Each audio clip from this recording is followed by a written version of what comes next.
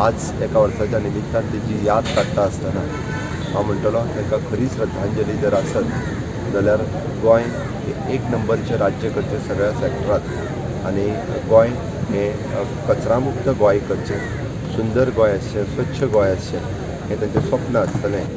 आमचो हाज्या फुडलो टार्गेट जाका आमी म्हटला फुडल्या वर्सभराचो टार्गेट जो आसा हो मनोहरभाईंचो सेकंड स्टेपचो टार्गेट ज्या प्रमाणे इन्फ्रास्ट्रक्चर शहरी भागात सगळी कडेन जाल्यार स्मार्ट सिटी जाली.